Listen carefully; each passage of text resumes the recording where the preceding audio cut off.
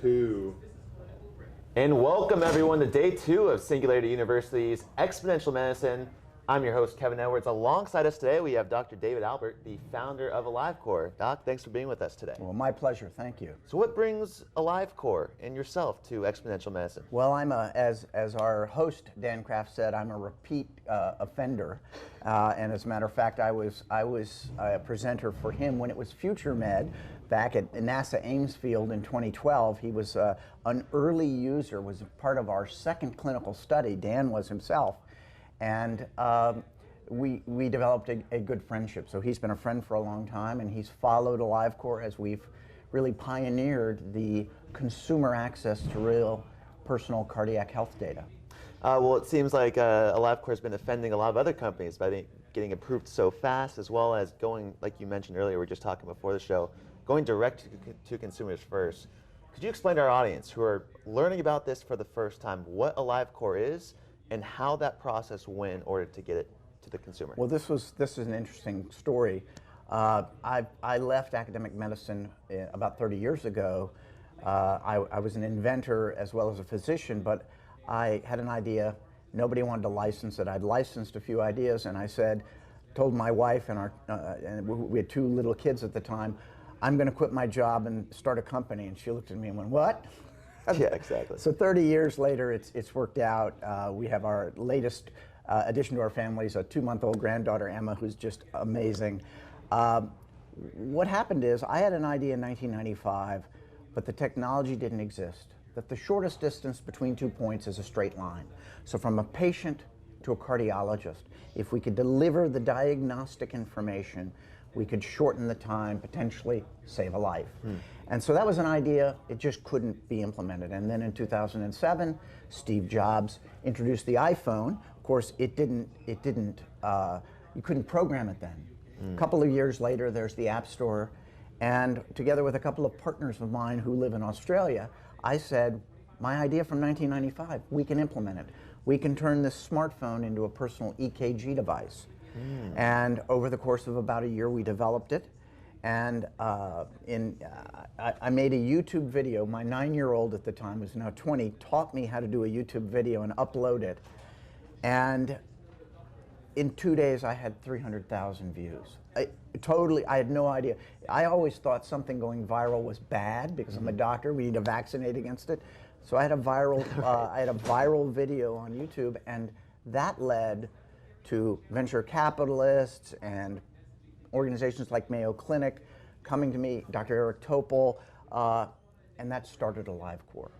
And so now, literally 56 million EKGs later, we're used by basically every major health system in the United States, UK, Europe, Canada, Hong Kong, Australia, New Zealand. And the idea is that we can disrupt traditional healthcare by delivering cardiac diagnostic information, the electrocardiogram, in a less than $100 form that works with anyone's smartphone, Android or iPhone, anywhere in the world. And so, you know, Steve Jobs was right. This changed the world. So anywhere in the world, Africa, Asia, China, India, people have smartphones. And that means now they can record their ECG and send it directly to someone who can potentially save their life. And so that drives me every day and gets me out of bed. And we've continued to innovate. And we're so lucky that the biggest company in the world, Apple, came out with the Apple Watch Series 4 and integrated ECG. And I think they owe me a thanks, actually, because we pioneered many things. We went first to the FDA. We went with a published study, because unlike many digital health entrepreneurs, I came out of academic medicine. I've published lots of papers. So we performed a clinical validation study. We published it, went to the FDA, and our first 510K took 70 days. Now that's unrealistic. People have not heard of it. 90 is the statutory. You're supposed to do 90, but most people it takes many more months. 70 days. Why?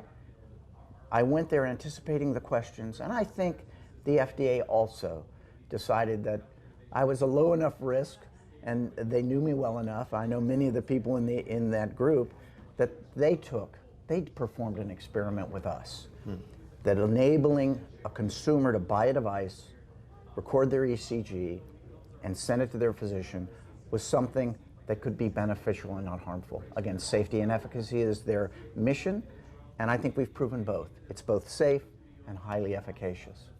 Safe and highly efficacious. Obviously, the ECG, the EKG, is that They're similar? the same thing. Same thing, right? It started as EKG because cardio in German, Eindhoven was a K, and in the United States we call it an ECG, or in Europe, because it's C. In UK, it's C, cardio is C.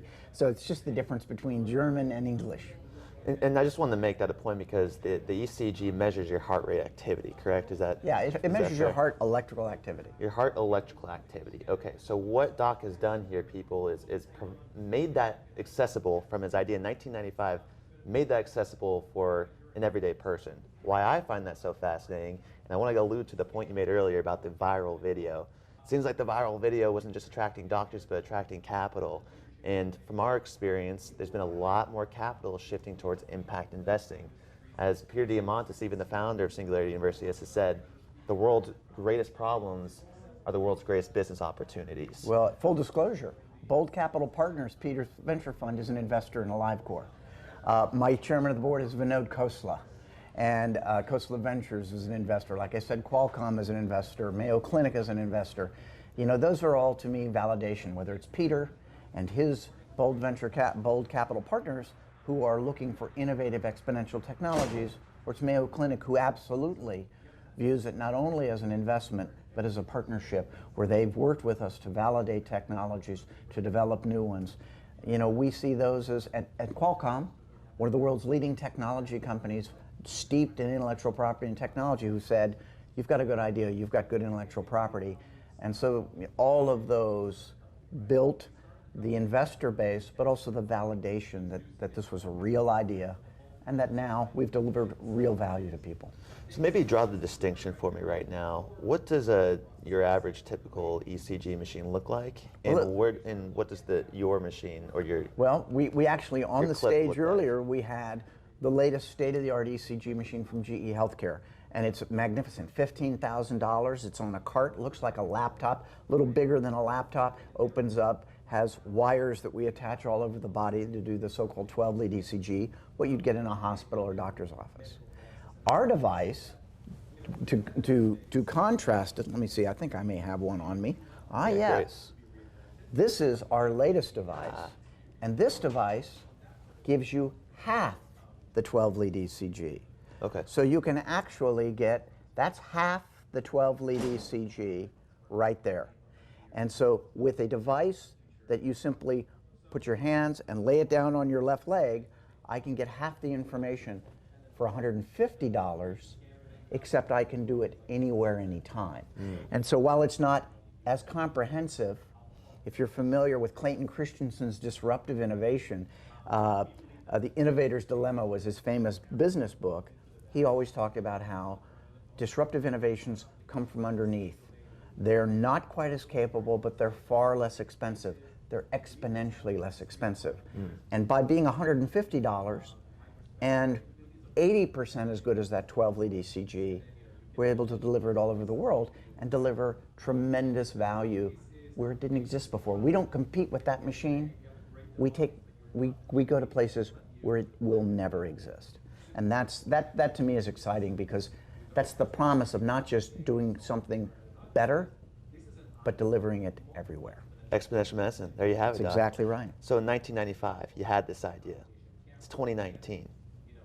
What excites you about the future coming up, and what does your product or your company look like in the next 25 years? Well, I think one of the themes of this meeting is artificial intelligence.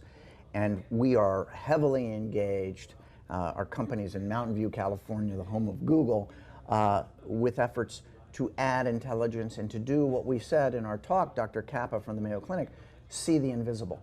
When I read an EKG, I'm looking for various specific things. I've been trained and looked at, tens and hundreds of thousands of them.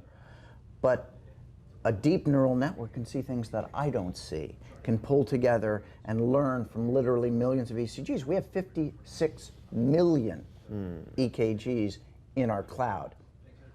And from that data, we can derive amazing insights that we as experts can't see. And that's very exciting to me because it'll mean, again, we deliver it all over the world. And I think Dan, as a futurist, saw that when we first met. We met in October of 2011. And I think he recognized a kindred spirit in me as someone who wants to look over the horizon and deliver exponential medicine. And I'm not saying I'm a real leader, but I know some. Well, Doc, you just mentioned 1.2 million data sets? No, we have 56 million. 56 million. We record 1.7 1.7 million every month now. Every month now. Okay. So in 1995, you had this idea, but the technology wasn't there quite That's correct. yet. What technology might you need to make this another step? Well, I think it's, yesterday there talk here about deep neural networks and neural computing, and those are the technologies along with cloud. So you had, this is a supercomputer, an iPhone 10 from 1999. If I went back in time to 1999, they couldn't believe this. 256 gigabytes of storage. Right. That would be unbelievable. I remember my first 20 megabyte hard disk. I never thought I'd fill it. Okay, so VLSI technology, deep neural networks, cloud computing, wireless, ubiquitous communication. These are the technologies that have converged, overused term, to enable us to deliver a device that costs $150, but can deliver information that previously you had to go to the hospital to get. And I think that's, and oh, by the way, technologies like Amazon, where someone can stay in their home, order a product, pay for it, $150, and it shows up the next day, and all of a sudden, they're connected directly to a caregiver who can potentially save their life. That, to me, is the essence of exponential medicine. There you go. There you have it, people. And Doc, last question I'll ask you. 95, you said, I made this invention. I thought it was so good, it didn't work, and then I quit my job and just went on a completely different path. And now you're potentially saving millions and millions of lives for years to come. We consider that leadership. You're taking a stance. You're going across the journey. So last question I have for you, Doc, is what is your definition of a real leader?